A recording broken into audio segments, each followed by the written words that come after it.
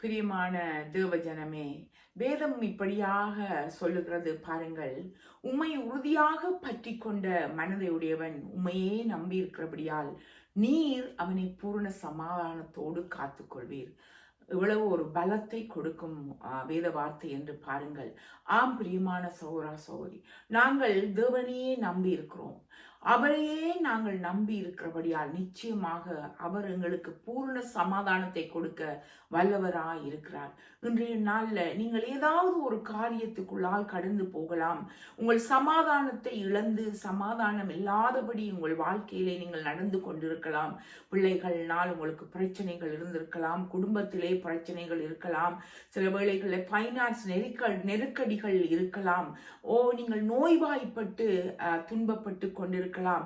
இதன் நிமித்தமாக உங்கள் வாழ்க்கையிலே நீங்கள் சமாதானத்தை இழந்து போயிருக்கலாம். ஆனால் இன்று கர்த்தர் உங்களோடு பேசுகிறார். என்னையே நம்பி இருக்கிற உங்க வாழ்க்கையில நான் பூரண சமாதானத்தை கட்டளையிட போதுமானவராய் இருக்கிறேன் என்று.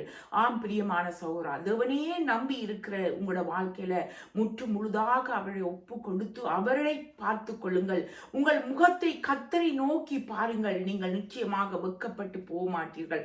அவர் நிச்சயமாக எங்களுக்கு பூரண சமாதானத்தை கொடுக்க அவர் போதுமானவராய் இருக்கிறார். ஏனெனில் அவர் வாக்கு தத்தத்தின் தேவன். அவர் பொய் சொல்ல மனுஷன் அல்ல, மனம் மாற அவர் மனு புத்திரன் அல்ல.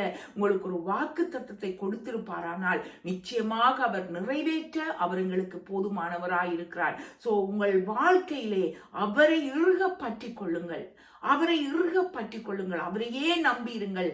அவர் உங்கள் வாழ்க்கையின் ஒவ்வொரு காரியங்களிலும் பூர்ண சமாதானத்தை கொடுக்க வல்லவராய் இருக்கிறார். ஆமேன். God bless you all.